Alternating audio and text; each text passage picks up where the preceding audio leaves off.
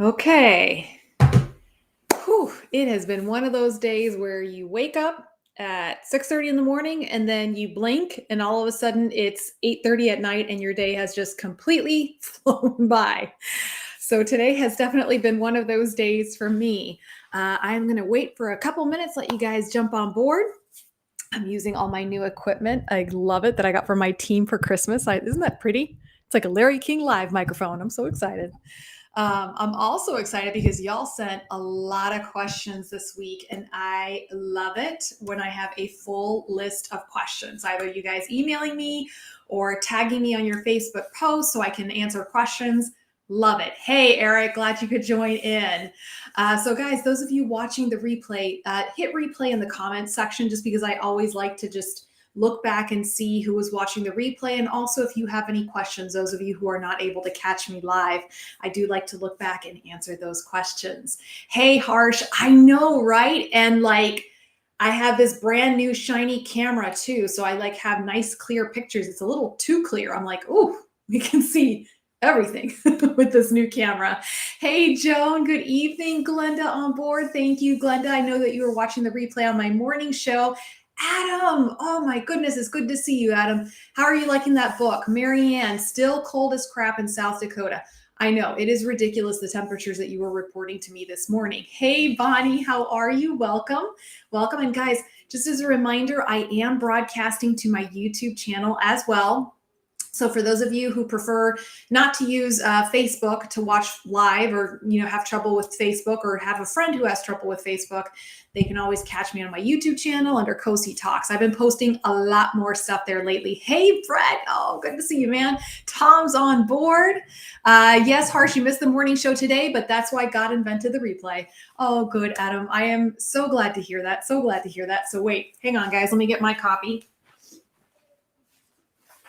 because I will be referencing the book this evening. It's freezing in Tennessee where Eric is at. It's a respectable 40 degrees here, guys. I know that's really pathetic for Florida, but we got to brag about something in Florida. So it's 40 degrees. It's enough so I can justify having hot chocolate. So guys, let's get this night started properly. Cheers to all of you out there. Oh yeah, that's good hot chocolate. All right, what you guys got in your cups, man? Nobody's reporting to me. What do they got in their cool kid Cosi Talks mug cups? All right, we got Jim on board. I'm not sure if it's true for all, but you seem to be freezing. Sometimes I have a gremlin in my computer, Jim, but I think I'm actually in the best location in my house, close to my router. So hopefully we won't have any problems with reception tonight. We got Johnny V in the house, and Teresa is on board. She says 50 degrees here in the Southwest. You're actually warmer than we are, Teresa. All right, let's see. Cindy, oh, wonderful to see you guys. So guys, I don't know how many of you, I know I broadcast my new daytime talk show at 11 a.m., which is in the middle of some folks' workday, and I totally get that. But I've posted the links on my YouTube channel and also on my Facebook page. So today, on today's morning show, I featured the hamstring set exercises. So for those of you who have my book, hang on. For those of you who have my book, you can find the exercises I did this morning on pages 25 and 26. So obviously, we're still waiting on the Above the Knee book. Hang tight, guys. It is coming. So I just kind of want to briefly go over the whole hamstring thing going on today. So last week we talked about quads. That's that nice big muscle group on the front of your thigh. And today we talked about the hamstrings, which is its partner. It's on the back of your thigh. So all that skin and soft tissue that you see on the back of your thigh, those are your hamstrings. If you're a below the knee amputee, your hamstrings will be intact because they attach. Where's Bob? Come here, Bob. Bob loves it when I pull him on board. So your hamstrings will attach from your butt bone right here, and it'll go all the way down to just below your knee and attach on either side of your knee. So if you're a below the knee amputee, even if you're a really short residual limb, you will have your hamstrings intact. And then obviously for my above the knee folks, their hamstrings will be transected. But today on the show, I went into details about how, as a below the knee and as an above the knee, you can start activating those hamstrings, okay? And much like the quad set exercise that I featured last week, these hamstring sets are not like a super aggressive exercise, guys. It's meant to wake up the hamstrings, okay? And basically for a couple of reasons. As you're coming out of surgery, right? Obviously, there's a lot of pain. There's a lot of inflammation. Hey, Bill. Hey, Rhonda. Glad you could join us. And Kim's back on board from South Dakota. Woo, lots of South Dakotas here. All right. So as you're coming out of surgery, lots of swelling in your limb, right? So you use these gentle exercises like the quad sets from last week, like the hamstring sets from this morning's show, to help start getting that muscle contracting. And in contracting those muscles, right, you start pushing inflammation out of that residual limb. When you push inflammation out of that residual limb, the pain starts to go down. So I know there's some folks here watching that they are either looking ahead at having an amputation or a revision done, or some of you who are fresh out of your surgery. I know we have all across the board here watching the show these evenings. Okay, so that's one of those things. Next thing about these hamstring sets exercises, okay, again, they look deceptively easy and they look almost a little too simple, but there's a lot of bang you get for your buck when you do the hamstring sets exercise, okay? And I gave the analogy today about men pushing a wall, right? So let's say there's a big giant wall, okay, or a moat. Let's use a castle. We're going to use a castle, right? So let's say there's a castle and there's a whole brick wall surrounding the castle, protecting the castle, right? And let's say that part of that castle starts to fall down, right? So you got a couple of soldiers holding that brick wall up, right? Those are like your muscle fibers. Muscle fibers are like, okay, it's time to contract. Let's put a couple of people out there, a couple of muscle fibers out there to start the contraction, right? Now, the soldiers might say, we're going to let the other brick walls fall. We just need to hold this brick wall up. That's what happens when you're coming out of a surgery or out of an injury. Your muscle only recruits a few fibers, just enough fibers to get by. Right? So it's like just holding up that front wall, okay? So what happens if these soldiers are holding up the front brick wall and then they say, hey, you, go hold up that wall, go hold up that wall. And they say, come on, come help us hold up the wall. And they start recruiting more soldiers. Well, then they have better defenses, right? Same thing with your muscle fibers, guys. The more you learn to contract your muscle and re-educate, we call it muscle re-education, right? The more muscle fiber is recruited during that contraction, and it's going to give you a stronger contraction. Now, the reason why I'm going into this overblown explanation on muscle fibers and muscle recruiting is because a lot of times I'll get people who say, I never had physical therapy and I learned to walk pretty good. And it's like, okay, good for you. Roll Tide, Stephen. But what happens is the people who never received physical therapy, right? Their muscle groups are only recruiting the bare minimum of muscle fibers, right? Their brain and their muscle fibers do not want to have to work harder than they have to, okay? When you go to physical therapy and your PT tells you to do quad sets, hamstring sets, and they tell you to hold those contractions, okay? It's because as you hold those contractions, you start to recruit more muscle fibers. More muscle fibers give you more power. They give you more stability, okay? And then later on down the line, it will help prevent injury. Okay, so there's kind of something to the stuff that PTs kind of babble on and on about, okay? So don't underestimate the power of the hamstring sets. And I take this also to my runners, okay? I had one of my runners that she had a knee injury that she had outside of my clinic. It had nothing to do with my clinic, but she had a knee injury. So she was coming to me to see that knee injury. She's a below the knee amputee. And I had her doing these hamstring sets. Number one, to kind of help with that inflammation in her knee and to do an exercise that wasn't going to aggravate that injury. But it was also to start getting her brain to want to recruit those fibers again. Because again, whether you've had surgery or you've had an injury, right, the brain is automatically going to pull back. It's not going to want to contract that muscle as strongly as it should. So you have to do these, we can call them the wake-up exercises, right? For the quad sets and the hamstring sets to get your brain to start recruiting more muscle fibers. Yeah? Okay, let's see what you guys have to say over here. I see a lot of stuff coming through. Okay, Jim is switching to YouTube and there's better reception on YouTube. Okay, well then I guess it's a Facebook thing then. Let's see. We got David Donahue from South Carolina with his Coca-Cola.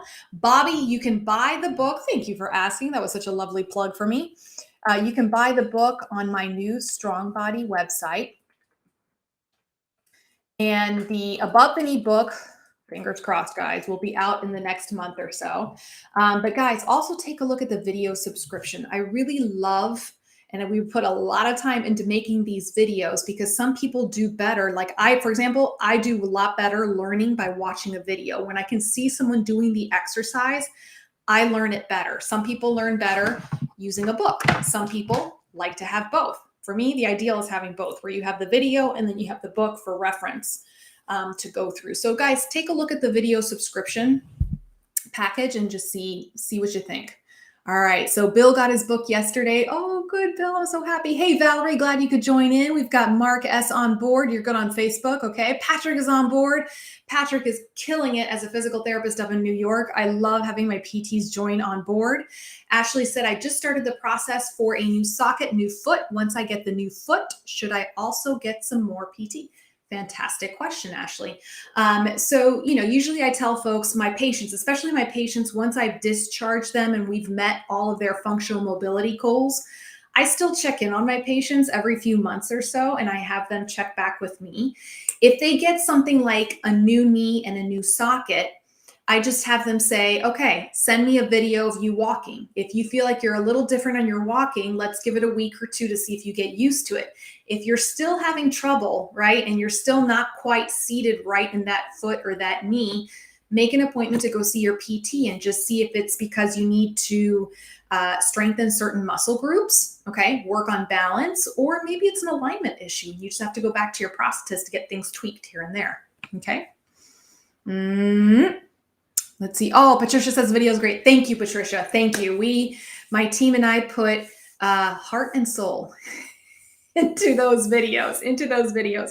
And I know I sound like I'm plugging my videos a lot, guys, but truly when I started this project, it was 2 years in the making. It took me 2 years to get this whole project off the ground, including the books and the videos. And it was really for you all because everybody kept asking me for exercises, kept asking me for resources and references. So this was for you guys. So I'm so happy to see you all using it. All right, let's see. Teresa asks, will the muscle fibers come back no matter how long they've been atrophied? That is a fantastic question, Teresa. So this, I won't give you exact numbers because I have to check with the literature on exact numbers. So I'm going to give you the general answer. If there is nerve damage to the muscle, right? That was a big crash. I'm going to let my husband handle that one. If there was nerve damage to the muscle, okay, usually after a couple of years, you won't see too much return. Okay, so usually in the first 2 years after an injury, a nerve injury, okay, that's when the body heals itself the most, right? And some people will get some return on the muscle, some people won't get any return, and some people will get just a little bit in the middle, okay? So if there's been no nerve damage to the muscle can recuperate muscle fibers. And I'm thinking back to, and honestly, guys, this was kind of my wake-up call as a physical therapist. I was talking to my mentor. His name is Paul. Y'all have heard me talk about Paul a lot on the show. And he was telling me about his patient. His patient, she was probably in her 60s, okay? She herself was a therapist. And he was seeing her for some random neck pain, right? But in her own medical history, when she was in her 40s, so 20 years prior, she had had a horrific medical trauma. She had a very debilitating, severe onset and sudden onset of her diabetes. She was hospitalized a really long time. She was in ICU for a very long time, became very deconditioned, right? And she never went to therapy after that. She was a therapist, but she didn't go to therapy after that. So 20 years later, okay, Teresa, 20 years later, she's receiving therapy for neck pain. And my mentor, Paul, says, you know what? We're going to put you on a general body strengthening program. And she just looks at him like, why? And he goes, half the reason you're having neck pain is because your whole body is weak. And we can trace it back to 20 years ago when you had that medical trauma.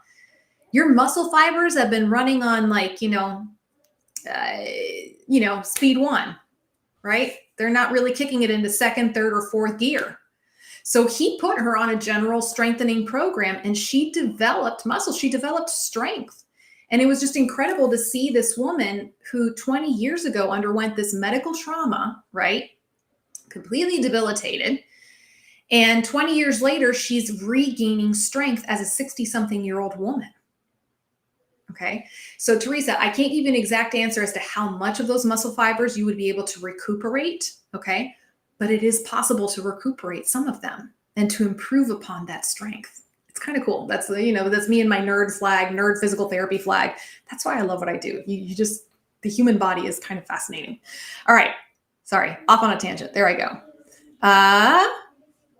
Let's see.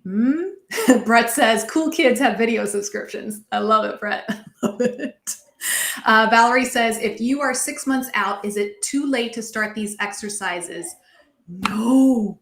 Oh my goodness, Valerie. No. So, and I'm like, these exercises, there's over 150 exercises, guys, video exercises on my program. They're designed for below the knee and above the knee. They are designed to address arm strength, leg strength, core strength, balance, and flexibility, head to toe fitness. And the exercises, I've divided them up into phases 1, 2, and 3. So basically it covers an individual fresh out of their amputation all the way out through the athlete. And guys, all of these exercises, they're Snickers. Those are the exercises I use on all of my patients. And I've been using them since day one as a physical therapist. These exercises have been around since the 1960s and 70s. They've been around a really long time because they work. And no, Valerie, it is never too late to start exercising. It's never too late. I will say this, if it's been a minute since you've been in an exercise or a fitness program, check in with your doctor, check in with your PT, okay? Have them look you over and see, okay, especially the physical therapist, what muscle groups are weak? What are the ones you need to focus on? What are the precautions that you need to take, okay? And then just for example, Valerie, when I worked in the hospital system in Miami, Jackson Memorial Hospital, I would literally see my patients as they're opening their eyes from the recovery room. Those poor patients, I was the first thing they had to see. Oof. Right? And I would follow them all throughout their recovery process. I was so spoiled. Here in my current practice here in Tampa, I'm a standalone. I'm like in my own little outpatient practice. So oftentimes, most of my patients get to me when they are years out of their amputation. Years out. I actually have a lovely lady right now. She had her amputation 5 years ago. 5 years ago. And she came to see me because she's never been able to get off her cane. Okay. I've seen her for 2 sessions and she's walking without a cane using these exercises. Okay. So Valerie, it is never too late to start. Never too late to start at all. Eric says the videos are great on the new subscription page. Oh, wonderful, Eric. I am so glad. And guys, my morning program, my 11 a.m. Wednesday program, that live show I'm doing at 11 a.m. Eastern time, it's to help specifically those of you who have bought one of the subscriptions so that I can help you troubleshoot those exercises. Okay, so if you have questions specifically about those exercises, how to put the program together, come to the Wednesday morning show and I will try to help you put that together. That's right, Patrick, strong body all the way. Hey, Phil, glad you could join us. Comadre, girl, you're not late. You're always on time. We're good, girl. All right. Oh, Marianne, I'm so happy to hear it. And Marianne, thank you so much for sending me all your emails. Let's see. Pat says, shared your Cosi talks with my new prosthetist. Yes, I appreciate that, Pat. And guys, thank you so much for those of you who share my show with your prosthetists, with your physical therapist. Really appreciate that. Thank you. All right. Sorry, guys, I'm trying to flip through. Blue Diva says, I'm still rebuilding after being a wheelchair user 15 years prior to my amputation, 6 years ago, and not fully back, so much stronger after doing my physiotherapy every day since. And again, guys, it's not to say that, the longer you've been down, Okay, whether it's because you were using a wheelchair or using a walker, yes, it's going to take longer to come back. And everybody is different, guys. Everybody's different. I've seen people like Blue Diva, for example, who was wheelchair bound for 15 years, and they come back and they're able to do the walking after physical therapy. And then there's some folks that don't quite make it there, but they do improve upon their strength and their mobility. Okay.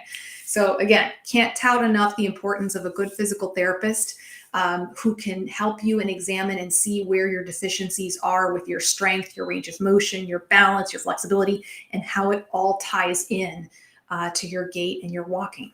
Yeah. All right, let's get to some of these questions, man. Did I introduce myself? I never introduced myself. Y'all know who I am. We don't introduce me. All right. This question came from Eric. Eric says, my question is, I like to change my shoes a lot depending on activity. What I notice is that with some shoes, my knee works differently. Sometimes it works and sometimes it takes more effort. And Eric, it is not your imagination. It is absolutely true. So guys, typically when you're put into your prosthesis, into your socket, into your leg, especially those of you who are my above the knee amputees, right? And you have a prosthetic knee that goes with it, your prosthetist is going to take great care to do good alignment, okay? To put you in a way, they call it the plumb line, right? That's the old-fashioned term, the plumb line, right? To see where they need to align your socket, where they need to align your knee joint, and where they need to align your foot and your ankle and that joint right there, okay?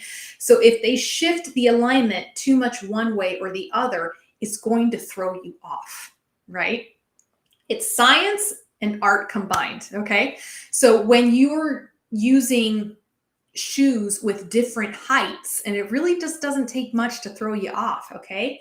Let's say you're using a flat sandal and you go in to get fit for your prosthesis and you're using a flat sandal. And then the next day you decide to put on a pair of cushy running shoes, okay? So it's gonna elevate you a little bit more. So what is that doing? It's pitching your weight forward, okay? It's creating a flexion moment, what we call a flexion moment, meaning it makes your knees want to bend. So you might find that you're a little bit unsteady and that your knee buckles, okay? Versus the opposite. Let's say you went into your prosthetist and they fit you using your cushy running shoes. So you were pitched a little bit forward and your prosthetist compensated the alignment. All right. So let's say the next day you put on the flat sandals. And all of a sudden you're tipped back and you're going to find you might have some trouble getting the knee to bend. So it's a Goldilocks scenario. Too much, too little, just right. Okay.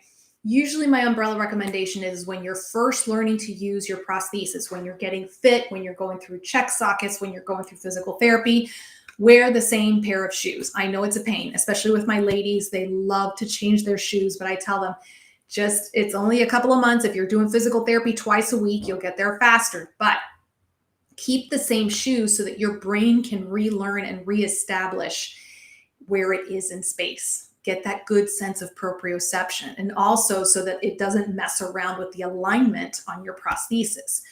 Once you're independent with using your prosthesis and your balance has improved to the point where you're independent, then you can start messing around a little bit with the shoes that you wear. And again, this is where talking to your prosthetist and asking them, okay, if I'm wearing a different heeled shoe, how should I, in some cases, the prosthetist might teach the patient how to adjust their own prosthesis a little bit, but you got to be real careful with that. Some people might opt to get a foot like the, help me out here. The runway foot is one example. The runway foot they're not called Freedom Innovations, Proteer. I forget where they're at right now. But they can adjust the heel height in the actual prosthetic foot. So especially for my ladies who like to wear heels, low heels, or they might like to wear their boots, this will help them, okay? Let's see. Hey, compadre. Let's see. Blue Diva says, I loved your quad workout. I now can walk without sticks or crutches anymore. It still blows my mind. Holy cow, Blue Diva. I want to see a video of that. Can you please send me a video? I would love to have a video. And if you can send me that statement, That just made my night right there reading that. Okay. Blue Diva also says, take extra shoes in for prosthetist appointments so they can make wedges from Othello. So guys, this is usually where I say, the first couple of months, play it straight, use the same flat shoe or same whatever shoe that you use. Pick a good pair of sneakers is my personal favorite, right? Let the prosthetist align you for those shoes. And then later on down the line, you can tweak and fudge it around just a little bit. All right. Oh, Blue Diva, you just made my evening with saying that. Thank you. Or a lighter shoe. Marianne says, I never change mine. They have a really good grip. And again, it's what works for you guys. It's what works best for your lifestyle. Yep. The Oster Pro line. There we go. Okay. Oster has an adjustable foot. There's a lot of different companies now. They have that adjustable foot available. All right. Next question. I need some hot chocolate. All right. Here we go. Matthew asks, I'm a bilateral BK of 3 years. Hamstrings are tightening up, causing the knees to curl about 15 degrees. Any exercises in the book to help this? Botox injections helped, but it's still an issue. Okay, couple of things on this one. So what Matthew is referring to is basically a knee flexion contracture. So here's our knee, right? And it's in full extension. This would be flexion. So Matthew is saying he's about 15-degree flexion contracture. It's about that much, which doesn't seem like a whole lot, okay? But when you have it, especially as a bilateral, this can cause a lot of problems when it comes time to walk. Now, most of us naturally might have about a 5-degree, which is about that much. 5 degrees, not a whole lot to write home about. We'll work on it, but it's something that we can work with. 15 degrees, a little bit tougher, especially when it's bilateral, okay? So yes, there are stretches in the flexibility section of my below the knee book to address hamstring tightness, okay? For me, honestly, the simplest one, I call it, it's the sofa exercise. I love giving my patients exercises they can do while they're sitting on the sofa watching TV, because then they don't have any excuse for not doing the exercises. Okay, so for my below the knee amputees, especially those that are fresh out of surgery, and when I mean fresh out of surgery, I mean that first year, okay? It's simply a matter of sitting with the leg propped out, okay, and having something underneath the end of the residual limb, okay? So if they're sitting on the sofa, put their residual limb on the coffee table or on a stool or another chair, and leaving the bottom part here open, like nothing underneath this section, and then just letting basically gravity do its job, okay? That's one of the easiest ways to just start gently stretching out your hamstrings. When it comes to stretching, guys, I don't abide by the no pain, no gain. No, not for flexibility, not for stretching. No pain, no gain means you're going to eventually injure yourself, okay? And in this case with Matthew, if his contractures were so tight that he had Botox injections, that means that they are pretty tight contractures, okay? And that's something where you need to go to the physical therapist and really have them take a look and slowly and carefully stretch you out over a period of time, okay? So Botox injections can work wonderful if you have contractures, severe contractures, because it relaxes that muscles, it relaxes that tendon. And if you are receiving a Botox injection, it's good to coordinate with your physical therapist and go see your PT when that Botox is really peaking, okay? So that you can take advantage of the relaxation of the muscle. Make sense? Anybody else had to have Botox for their contractures? Thank you, Blue Diva. I appreciate that. Would that work laying on my stomach for hip contractures for AKs? Yes. And that is also, Blue Diva, that is also on the video subscription program on how to stretch your hip flexors. And I also did a live show on that. If you go to my YouTube channel and you look under my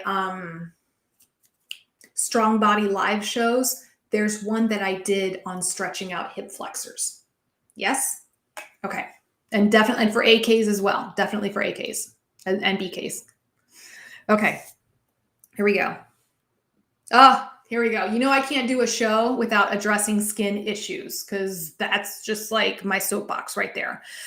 So Melissa says, I had physical therapy for 30 minutes this morning rather than the usual 1 hour. I have a blister that goes down and then creeps back up, and the socket is uncomfortable. I was using 9-ply plus 2 more ply on the bottom section of the residual limb. Giving it a rest for now. Prosthetist is coming in the morning to either add padding or recast, hoping for the best. Okay, so this particular individual is very recent out of their surgery. And they posted a picture of their residual limb, and there's a big water blister sitting right on the incision line. Now, the incision is closed, okay, but you can tell that the scar is immature, okay? And I've mentioned this briefly on the show, but I always like to kind of go over it. What does it mean when a scar is immature? It's the 3 R's. It's red, raised, and rigid. Okay, and those of you who have scars on your body, take a look at your scars, right? If it's a fresh scar, okay, it's going to have a red or a pink, really dark pink color, okay? It's going to be raised, meaning when you run your hand over it, it's got like a 3D, right? It's a 3D scar, right? And it's rigid, meaning it doesn't like to move, versus a mature scar, which is the 3 P's: pale, planar, pliable. Okay, that's one of those little mnemonics. Thank you, mnemonics that I learned back in the burn unit. When a scar is mature, it's going to be pale in color, right? It's not going to be that red or that hot pink color. Okay. It's going to be planar, meaning you run your finger over it and it's flat, okay? And it's going to be pliable, meaning it moves with the rest of your skin, okay? Until your scar matures, that skin is extremely delicate and extremely fragile, and it doesn't take a whole lot to get a big old water blister sitting on it, which is what happened to this particular individual. Okay, so even though the scar line might be nice and healed and all closed up, it's very thin skin that's forming there, very fragile. Okay, so first things first, when you have a blister, especially the size of the one that she had, keeping the prosthesis off completely until that blister heals is a must. I don't care how much padding you put on it. I don't care what bandages you put on it. You got to keep the prosthesis off. Okay. And then, yes, once the blister goes down and heals, having the prosthetist look to see where the pressure is coming from, okay? If you are someone with very sensitive scar tissue like that, having something like a liquid to powder lotion, and honestly, the VitalFit one is still my hallmark favorite one, a liquid to powder to reduce the friction, because that's what's causing the blister to come up, okay? Now, in the particular case of this individual was recommended to use a liner. They were recommended to use padding. Here are my thoughts. If you are someone who is new and this is new skin, I don't recommend the liner. I like it. You know, I've heard some people who use liners and it's a great success. And these are people who've had their amputations for a long time, so they know how their skin reacts. But for someone who's new to wearing a prosthesis, anything that you put on your skin, okay, that goes between your skin and your liner, it's going to cause friction. It's going to cause friction, okay? So for someone like this who's new, I would say they need to be more conservative with their wearing schedule and do the wearing a little bit more slowly to allow their skin to accommodate, and to use like a liquid to powder to help reduce the friction, okay? Y'all know I got to put the skincare in there at some point. Let's see.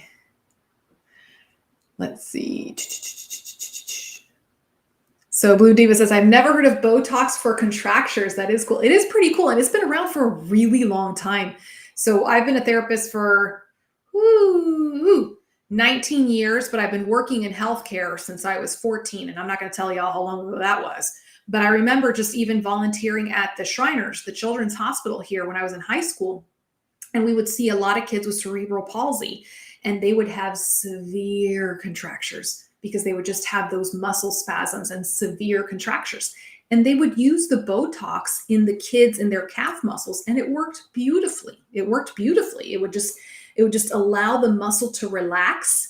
And then the best part, and again, these are severe cases of cerebral palsy, so they have the spasms in their muscles. Not only would it relax the muscle, but then the kid could actually contract and have a little bit more control because the spasms would not be quite as intense. It's really cool, really cool. But yes, it is used.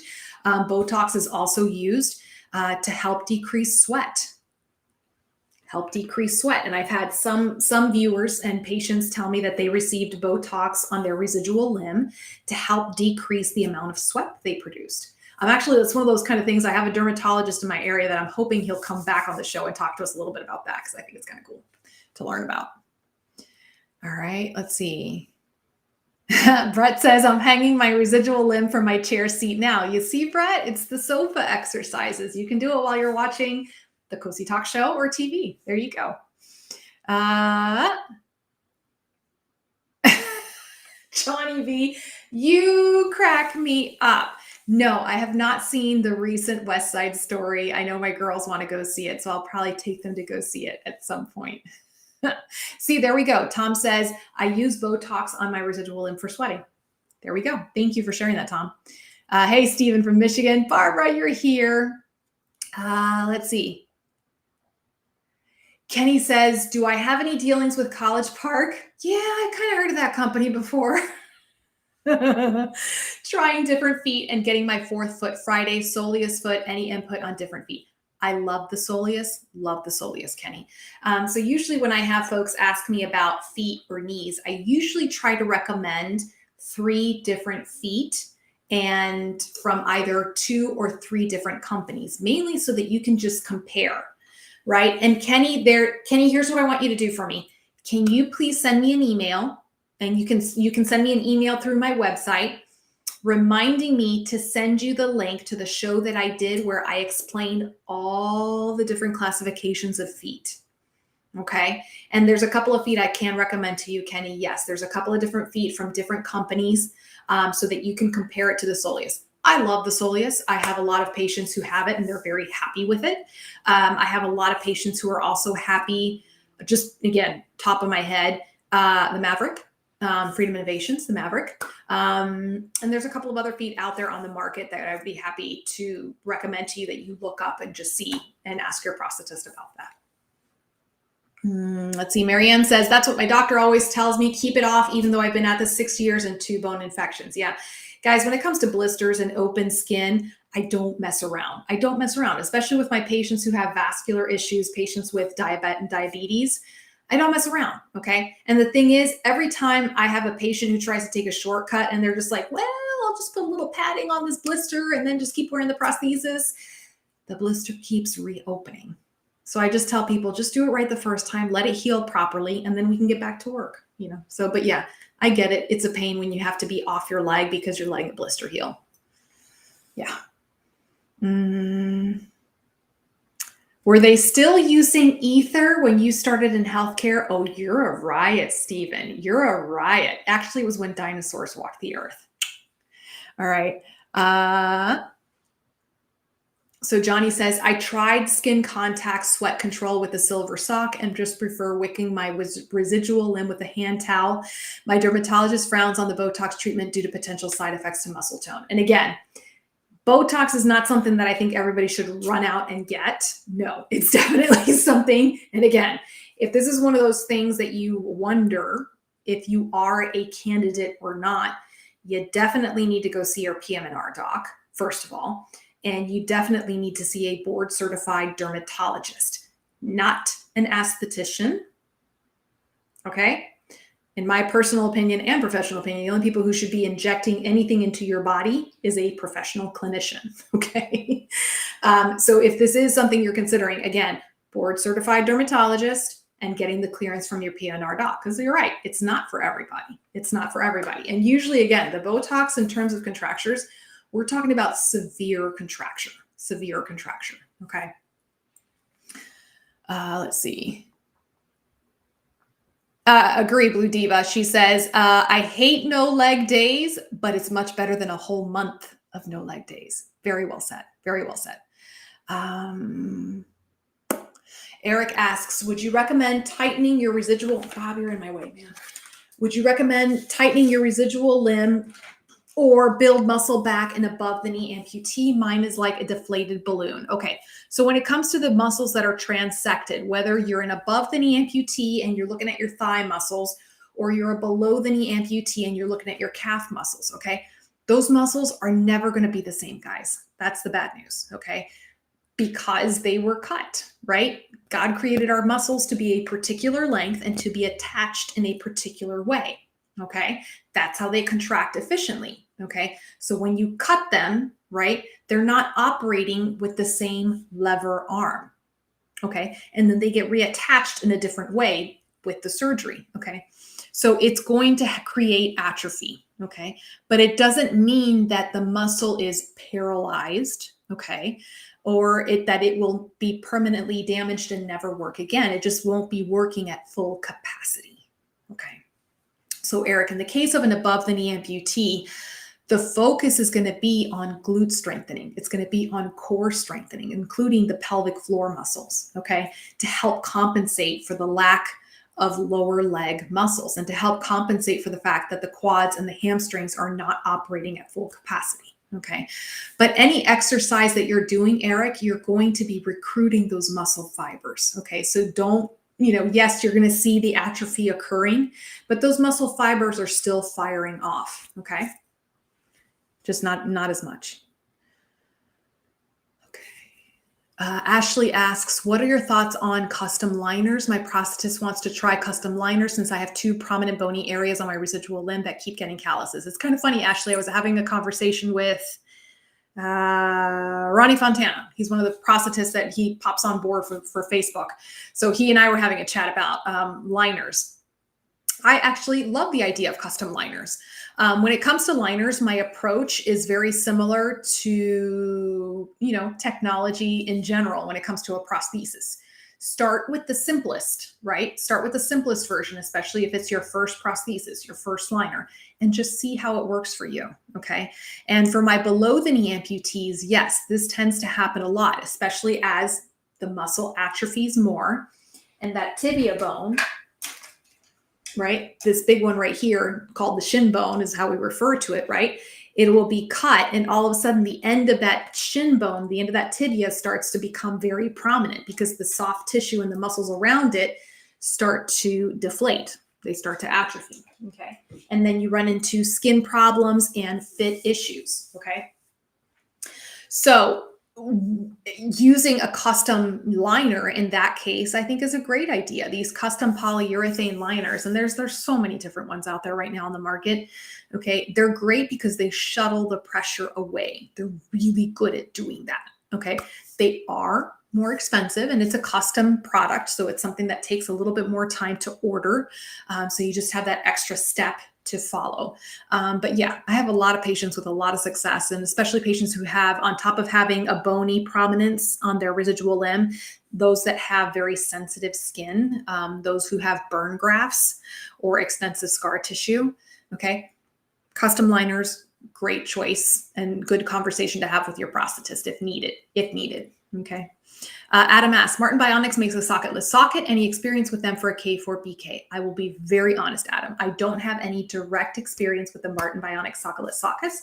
I've had a lot of good feedback from people on it.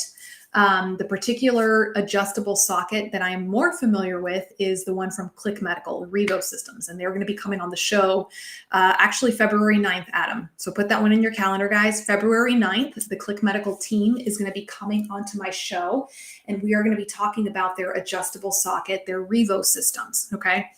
I'm really excited to partner with them this year because last year, oh my gosh, that was like the number one question from you all is, what are my thoughts on adjustable sockets? Okay. So like I said, there's more options out there, especially in the last 10 years, we've seen a good boom in the technology for socketless and for adjustable socket technology. Okay. So as with everything on this show, I'm going to encourage you guys and Adam to watch the show on February 9th. Bring your questions, okay? Bring your questions and compare it to the other options out there. Yeah? Okay. Yeah, so a lot of people here are fans of the adjustable socket. Let's see, Dana says, I have a donor skin graft site on my residual AK. It gets irritated by my liner, so I use A&D cream.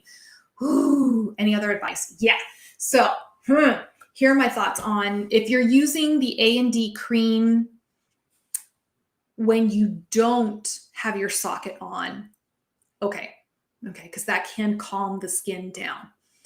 I do not recommend using the A&D cream when you have the socket and the liner on.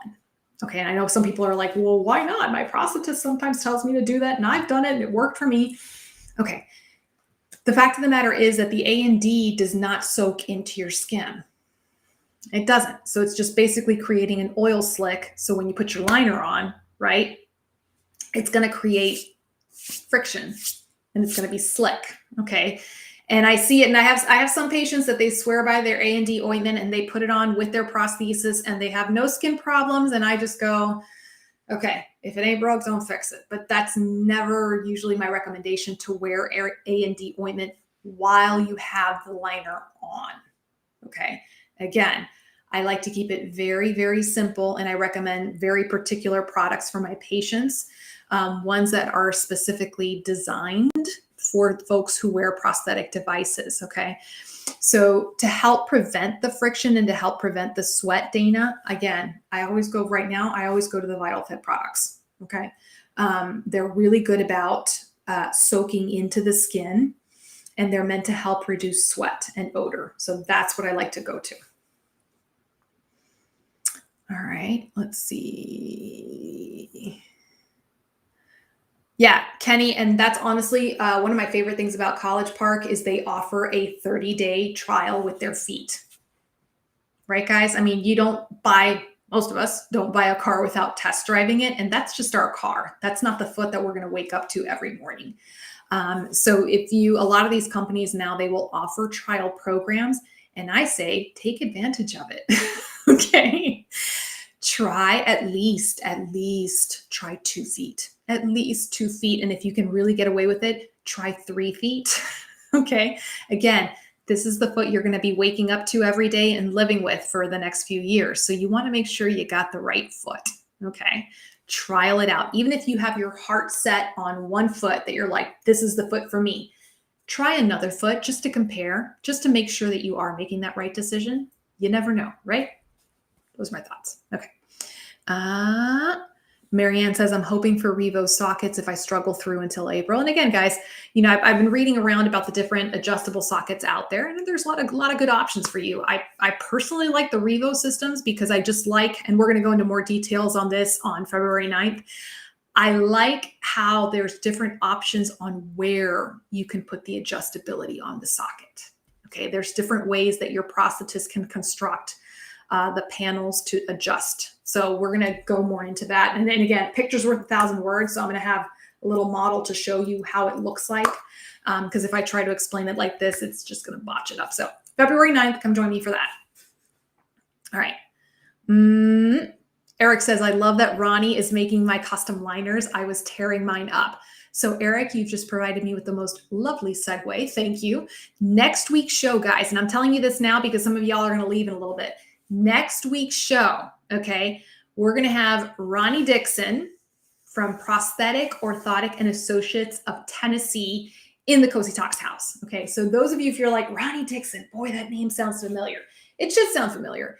He is an amazing prosthetist. He's an above-the-knee amputee. He is a world-ranked rock climber. Yeah, rock climber, okay? I'm going to be posting some videos very soon on my website, and you're going to get to see him in action. He's going to be here next week. And guys, you're probably like, well, why are you having Ronnie on board your show? He's not selling feet. It's not a product he produces. And I go, you know what? Ronnie is coming on my show because I've known Ronnie for a few years now. And he said, I want to support the education you bring on the show. He goes, that's why my clinic wants to support you. And I said, okay, but it means you're going to come on my show and you're going to show people what a prosthetist can do for you. Okay. So guys, next week, we're going to talk about Ronnie's clinic and the setup of his clinic and how he helps his patients. But we're also going to talk about what is it that you should be looking for in your prosthetist and in your prosthetist clinic and what you can expect from your prosthetist. Okay. And again, I love it when a prosthetist comes on the show with me because you can ask them your questions directly right there. Okay. And you can see there's a lot of great prosthetists out there in our community, guys. So many good clinicians out there, okay? And this is one example of how a good clinician can look and what they do and what they can do for you with the right communication, with looking for the right things, all right? So next week, guys, come on the show. We're going to talk to Ronnie Dixon. All right, next. And actually, Jim, yes, something on various liners. Believe it or not, one of the shows that Ronnie will be doing with me this year is going to be about liners. Gotcha. So Dana says, prosthetist told me cream, not ointment. And again, Dana, if you're putting the cream on after you take your liner off because it's really irritating, then I would say, okay. But again, go by what is working for you, Dana. Okay. And if that's what your prosthetist is recommending and it's working for you, go for it. Right. But if you're still having problems, or you notice that when you put the liner on, it's like wiggling around or moving around, then it's probably because of the cream. Does that make sense, Dana? Okay. Blue Diva, that's a good one. Is there any way to prevent ingrown hairs around the edge of the liners? Okay, so yeah. Ingrown hairs basically are happening because the dead skin cells, right? They get trapped on top of the hair follicle and it creates like a little bump there, almost like a little pimple, right? And you get the ingrown hair and it gets really irritated. And the reason is because you've got something lying right on top of it, right? With that liner. Some people are more prone to it than others. Sometimes when people shave their residual limb, they're going to have more ingrown hairs. It's going to get more irritated. So if that's something that you're doing, I would say stop shaving the residual limb and just let the hair grow in and just see if that helps with the ingrown hair situation. The other thing that I recommend to my patients is when they're in the bath, when they're in the shower, okay, that they're using a cleanser that's not going to be too irritating, but that will get rid of the sweat, the bacteria, and the odor. Again, one of my favorites. And that they use a terry cloth, okay, a soft bath terry cloth, just those simple washcloths that you can buy at the dollar store, and that they gently massage their residual limb. Okay, that can do two things. It can help desensitize the limb, but it can also help slough off those skin cells so that they don't build up and create ingrown hairs. And again, this is not an overnight fix. This is going to take time. And then once you fix the problem with the ingrown hairs, you got to maintain that skin hygiene all throughout. So another thing, Blue Diva, and again, this is something that if this is something you have a lot of problems with, go see your dermatologist. They have a lot of good options here. Some people will use something with a little bit of over-the-counter salicylic acid so that it kind of helps, again, eat away at those dead skin cells. But again, some people might be sensitive to that. So that's something you just kind of want to test and see if your skin is sensitive to it and how your skin reacts to it, okay? I'm excited for February 9th too, Denise. What is the cat's name? This is Snickers. This is Snickers. She's an old kitty. She's an old kitty. She is 16 years old. 16 years old? 16. Yeah, I've had her as long as I've been married. We got her when my husband and I first got married. Eric went with Donnie rock climbing. I know. I met Ronnie. We were at an OPAF rock climbing clinic. And I came to help volunteer and help, put people up on the wall and hold them up. And Ronnie was there and he's like, hey, how you doing? All right, go hold this person up. All right, let's go hold this person up. Super cool guy. Super cool guy. Let's see. Bobcat. That's a good one, Brett. Ronnie did most of the climbing. I did most of the hiking. That's funny. Let's see. Okay. So yeah. And again, Blue Diva, if it's something that you're really running into a lot of problems with those ingrown hairs, I would say, go see the dermatologist and see what options they can give you. Some people opt to have the hair lasered, laser hair removal, so that it basically kills the follicle. So there's no follicle there left, so it's just smooth skin. And again, sometimes the insurance might actually cover that procedure too. something to look into. Oh, here we go. Phil says, I had laser done to my residual limb and it helped with ingrown hairs plus no pulling at the hairs. The first couple of days were tense, but all good in the last 5 weeks. And again, it's really one of those like guess and check and see what works for every person. I have some, especially my gentlemen, might come in and they have really hairy legs, right? And they have a hairy residual limb and they have no problem with it. They have a little bit more sweat and then they just make sure that they're really up on their hygiene to make sure that they don't sweat too much. No problem. And then there are some people that, they don't have a whole lot of hair on their leg, but it really causes the problem either with the pulling with the liner or ingrown hairs. Everybody's just a little bit different. Okay, so there's this one question here for this evening. That was a really, really good one. It was, where did it go? Okay. Rachel says, I think I'm going to need a revision. Okay. What type of surgeon do you recommend? Plastics, vascular, or ortho? And this was I love this question because it stimulated a really great conversation on the support group. And there were a lot of really great answers. Okay. So my initial answer to this would be, well, what's the reason for the revision, right? Is it because you have a scar that is really invaginated or really deep crevice or stuck or adhered? Okay. In which case a plastic surgeon would be a fantastic option to go to because man, those guys can do some really amazing, amazing work with scars. Do you need a revision because you're having problems with your circulation? Right? In which case you need to see the vascular surgeon, right? They're the experts on the veins and the arteries. Okay. Do you have a lot of residual soft tissue at the end of your residual limb?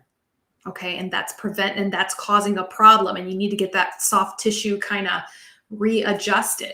One of the prosthetists who commented on this, he said he really likes how orthopedic surgeons handle shaping of the limb. And that's true. A lot of times orthopedic surgeons, they can provide a really nice shape on that limb and make sure that there's not too much soft tissue on the end. Okay. You also have general surgeons, right? General surgeons, they're really the unsung heroes in the surgical world. They need to know the body from head to toe, right? All these other specialist surgeons, they just focus on one part of the body. General surgeons, they got to know the whole body, right? And some of them do really great jobs with amputations. Okay. If you don't know who to go to, okay, I would also just say, who is it in your area that does the most amputations, right? Who's the one that has the most experience doing revisions and amputations, okay? So all of these surgeons, general surgeon, orthopedic surgeon, vascular surgeon, plastic surgeon, they are all qualified to perform amputations and revisions, right? But not all of them will do that in their daily practice, right? It could be that the orthopedic surgeon in your area is mainly focused on working on total hip and total knee replacements. And it could be that it's the general surgeon in your area that does amputations day in and day out. I'd say that's the surgeon you want to go see, right? So unless you have a very specific reason, like I said, your scar is really, really tight and adhered and causing you a lot of problems, in which case a plastics is who you want to go see, soft tissue, this and that and the other. If you don't know where to start with the person that you think does the most amount of amputations and revisions in your area. Okay. Place to start, right? All right, guys, these are really, really great questions tonight. I am going to post one last time, if y'all don't mind, my shameless plugging here. Okay. One more time, yeah, absolutely, Johnny. It's worth the travel to find the right surgeon that is experienced in what you need. And guys, I will say on my show this year, I'm sharing all the secrets this year. So this year I'm having TMR Nerve. Okay. They are a company that provides the tools for surgeons to use during TMR surgery. Okay. And that is a surgery that the more I read about it, the more I really, really like it. And if you are someone who's looking at having to have a revision done, I would highly encourage you to learn more about the TMR procedure. Okay. Just to learn more about it. Okay. Really great resources we're going to be presenting you guys this year. Okay. So let me just make sure I caught the last questions. Yep. Okay, cool. I think I got everybody's questions. If I missed your questions tonight, guys, don't be shy. I love getting your emails. You can email me directly through my website, cositalks.com. That was the website for my Strong Body program. Take a look at it, guys. Take a look at the videos. There's sample videos on the actual main website that you can take a look at. And like I said, pretty proud of the book that I've put together for you guys. All right, guys, next week, remember, Ronnie Dixon from Prosthetic, Orthotic, and Associates, Tennessee is coming to the Cosi Talks Hot Seat studio. So bring your questions, right? Let's put him in the hot seat. Let's ask him some of the tough questions that a prosthetist can answer for you and see what he can do for you. All right, guys, with that being said, thank you again for letting me be a part of your lives this evening. I will see you next week. Same bat time, same bat channel. God bless, guys.